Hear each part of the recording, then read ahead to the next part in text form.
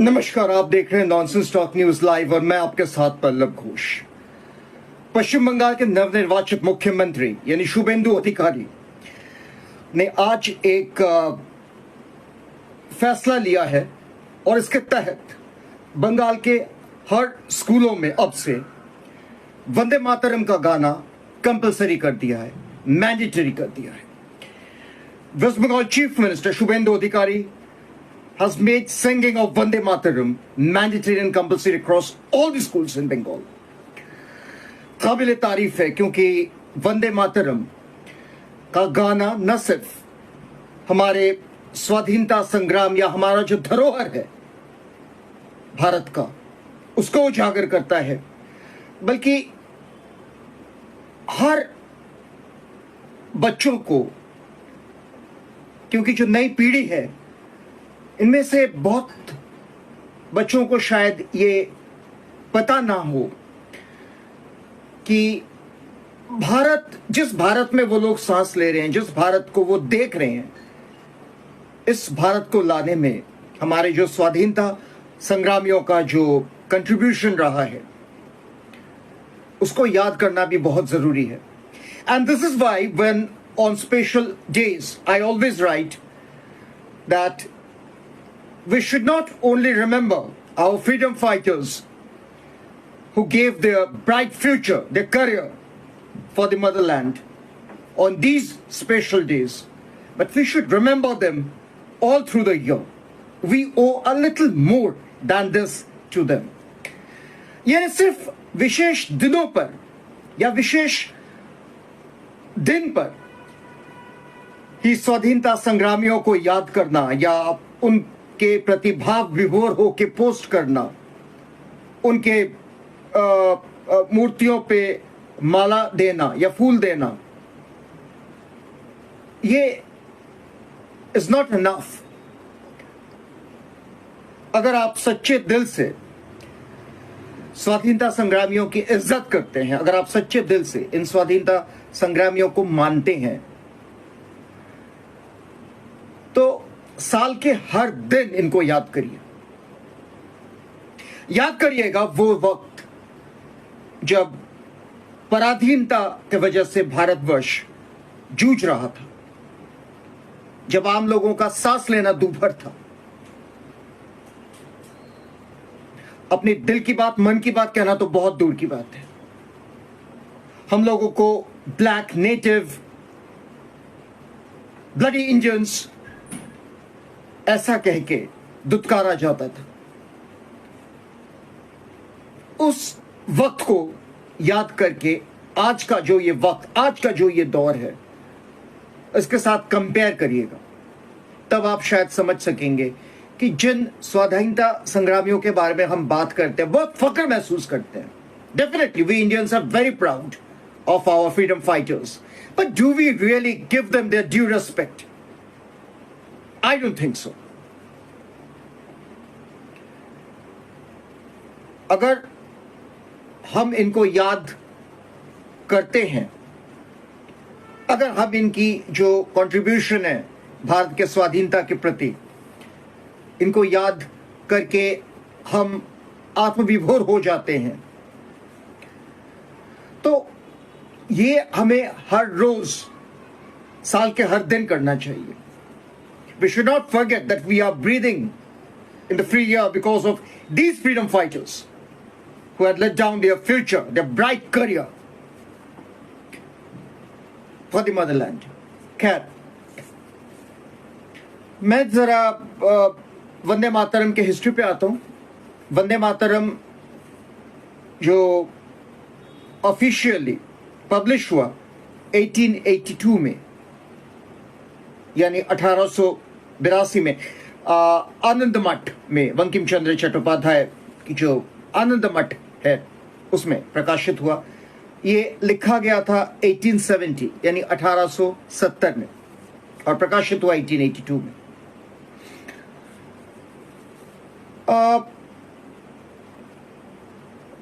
वंदे मातरम को लेकर जब भी हम वंदे मातरम की बात करते हैं तो हम देखते हैं एक खास कौम, एक पर्टिकुलर कम्युनिटी, या चलिए मैं नाम लेकर ही कहता हूं, जो मुस्लिम समाज है, जो इस्लामिक समाज है, उनमें से बहुत लोगों को एतराज है वंदे मातरम गाना, वंदे मातरम कहना। इसकी वजह क्या है? इसकी वजह according to Muslims, according to Islamic जो इसको एक्सप्लेन करते हैं, वो ये कहते हैं एक्चुअली वंदे मातरम के जो पहले दो जो वर्सेस हैं, पंक्तियां हैं, इनमें देश मातृका यानी देश के बारे में कहा गया है, देश के जो गुणगान गाया गया है, भारत माता की बात की गई है। लेकिन उसके बाद जो पंक्तियां आती है उनमें देश को, जाहिर सी बात है, हम हमारी जो भारत माँ है, हम उसको माता से तुलना करते हैं। भारत माँ जब हम कहते हैं, भारत माता जब हम कहते हैं, तो कहीं ना कहीं वो एक हम उसको देवी या मतलब भगवान रूपी उसके साथ तुलना करते हैं। और यही मुसलमानों को या ये पर्टिकुलर जो कम्युनिटी है उनको प्रॉब्लम है, क्योंकि वो ये कहते हैं कि वो देश के गुणगान गाने में उनको कोई दिक्कत नहीं है, लेकिन उनको हिंदू देवी देवताओं के गुणगान गाने में दिक्कत है। खैर, सभी इस्लामिक मानने वालों में ऐसा नहीं है। आजकल हम देखते हैं बहुत सारे इस्लामिक जो मानते हैं, जो मुस्लिम समुदाय के लोग हैं, वो बढ़ चढ़कर हिंदू जो तौर तरीका, रीति रिवाज, धर्म के बातें, इन सब में बढ़ चढ़कर हिस्सा लेते हैं। लेकिन कुछ लोगों को अभी भी वो एक ब्लॉकेड है कि हम वंदे मातरम इसलिए नहीं गाएंगे क्योंकि उसमें जो देश मातृका की बात तो चलिए फिर भी ठीक है, लेकिन देश मातृका की तुलना आप माँ दुर्गा या माँ काली से कर रहे हैं। तो ये वजह है इनकी जो प्रॉब्लम है। जैसा आपको पता है कि इन दिनों वंदे मातरम जो जयंती अभी चल रहा है, यानी 7 नवंबर 2025 से 7 नवंबर 2026 तक एक साल का जो ये अमृत महोत्सव चल रहा है, उसमें कई सारे ऐसे स्टेप्स लिए जा रहे हैं, कई सारे ऐसे स्टैंड्स लिए जा रहे हैं, कई सारे ऐसे जो काम हो रहा है वंदे मातरम को लेकर, जो हिस्ट्री में दर्ज रहेंगे। और उनमें से एक है, अभी हाल फिलहाल आपको याद होगा प्रधानमंत्री ने पार्लियामेंट में वंदे मातरम जो सेलिब्रेशन उन्होंने आगाज किया था, और उन्होंने जो कैबिनेट है प्रधानमंत्री, मतलब कैबिनेट, प्रधानमंत्री की जो कैबिनेट है, जो सेट ऑफ मिनिस्टर्स है, उन लोगों ने इसको अनुमोदन दिया था। और वंदे मातरम को ये मैं जरा पढ़ दूं तो आपको एग्जैक्टली समझ में आएगा। The cabinet headed by prime minister Narendra Modi approved a proposal to the Vande मातरम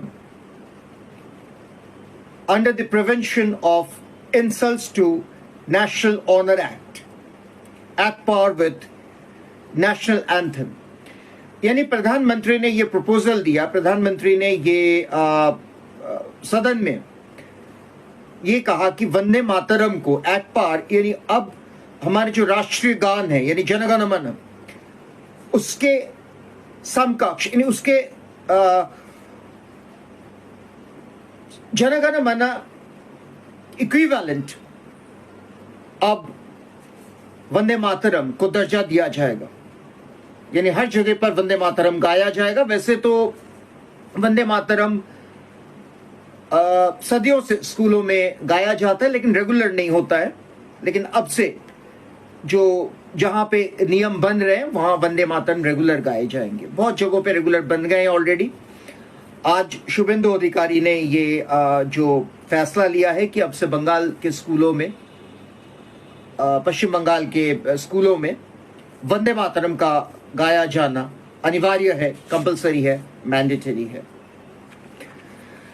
वंदे मातरम को लेकर जैसे कि मैंने कहा, कभी ना कभी कोई ना कोई कॉन्फ्लिक्ट, कोई ना कोई जो इसको लेके इशू बनता है, कंट्रोवर्सी खड़ा होता है।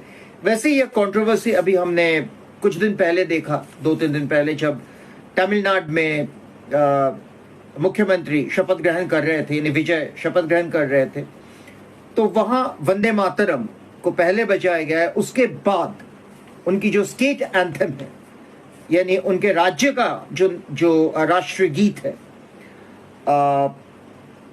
उसको गाया गया। तो जाहिर सी बात है कुछ लोगों को इससे ऐतराज हुआ, कुछ लोगों ने इस पर ऐतराज जताया, लेकिन ये इतना बड़ा मुद्दा नहीं बना और लोगों ने बहुत अच्छे मन से, बहुत अच्छे दिल से वंदे मातरम को गाया और वंदे मातरम को वो जो दर्जा जो वंदे मातरम को मिलना चाहिए वो मिला।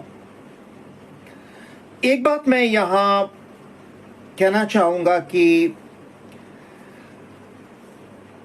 वंदे मातरम गाने से जो खासकर बच्चों में, क्योंकि नई पीढ़ी को यह समझना बहुत जरूरी है, जैसे मैंने कहा कि आज अगर हमारा देश आजाद है, आज हम, जैसे हम कहते हैं कि एक तरह से मतलब मुक्त वातावरण, मुक्त एटमॉस्फेयर में, फ्री एटमॉस्फेयर, लेकिन उस वक्त को याद करना बहुत जरूरी है जब हम पराधीन थे। और वो वक्त ऐसा था जो ब्रिटिश राज जब हुआ करता था, अंग्रेज जो शासन था, उन दिनों में अगर आप वंदे मातरम सिर्फ इतना भी कह देते और ब्रिटिश गवर्नमेंट के जो पुलिस या ब्रिटिश गवर्नमेंट के जो नुमाइंदे हैं वो आपको देख लेते, वो आपको पहचान लेते, आपका जीना मुहाल हो जाता। मतलब ऐसे भी कई सारे ऐसे किस्से हैं जब वंदे मातरम सिर्फ गाने से उन स्टूडेंटों का करियर खत्म हो गया है, उन स्टूडेंट्स को, उन छात्राओं को जेल में भर दिया जाता था, सड़ाया जाता था वहां पे, क्योंकि अंग्रेजों को इस गाने से बहुत चिढ़ थी। जाहिर सी बात है, आप इसमें कह रहे हैं कि हेल मदरलैंड, यानी वो लोग तो गा सकते हैं कि Lord save the king, Lord save the queen, लेकिन हम लोग जब गाते हैं कि हेल द मदरलैंड, यानी वंदे मातरम, भारत मां की जय, भारत माता की जय, तो इन लोगों को चिढ़ होती थी। और यही वजह है कि वंदे मातरम गाने से अंग्रेज लोग या ब्रिटिश जो थे, they used to get red-faced, they used to get angry. So much so that, as I said, they used to put these students, these rebels, in jails. Many students in those days, they sang Vande Mataram and their career was finished. Bright young boys, bright young girls, many of them, they were not rebels. They were young people, and naturally they had inquisitiveness. So they came out of the schools and colleges and said, Vande Mataram. And the next, they were inside the jail. They faced tortures. हमेशा बागी होना जरूरी नहीं था। ये लोग बागी नहीं थे, लेकिन ये लोग नए पीढ़ी के, उस टाइम के नए पीढ़ी के लोग थे। ये लोग सुनते थे कि भाई वंदे मातरम गाने से ये होता है, वंदे मातरम गाने से वो होता है। तो इन लोगों ने भी अपना जो खून, जो उन दिनों में जो खून जोश मारता था, जो खौलता था पराधीन होने के वजह से, तो ये लोग स्कूल, कॉलेज या मैदान में आकर वंदे मातरम का नारा देते थे। और अगले ही पल अंग्रेज जो सिपाही हैं, the black ships of course, because most of them were Indians and they were working under the leadership, under the their so-called British officers. Black ships because इन लोगों के वजह से भी भारतवर्ष पराधीन रहा, जहां we had these bright young men, young women who came out and protested against British Raj. There, on the contrary, we had these black ships, these morons, Indians, who were working in the British police, British army, stooge of British. But anyway, that was the time of Britishers. Now it's over. So now there is no bar, no restriction on singing Vande Mataram. अब वंदे मातरम गाने पर कोई पाबंदी नहीं है, वंदे मातरम गाने से कोई डर नहीं है, लेकिन फिर भी वंदे मातरम गाने से कुछ लोग कतराते हैं. तो ये एक नया शुरुआत होने जा रहा है, जो बंगाल के मुख्यमंत्री शुभेंदु अधिकारी ने आज कह दिया कि अब से बंगाल के हर स्कूलों में वंदे मातरम गाया जाना अनिवार्य है. It's mandatory to sing Vande Mataram across all the schools in West Bengal. Congratulations, Shubhendu Adhikari. Congratulations, Bengal government. And I'm sure more state governments will now follow this, because this is becoming a structure of Indian democracy. And we are proud of our freedom fighters who led their lives, and as I always say, led their bright future, their career, for the motherland. Keep watching Non-Stop News Live. This is Pallav Ghosh signing off for Non-Stop News. Vande Mataram.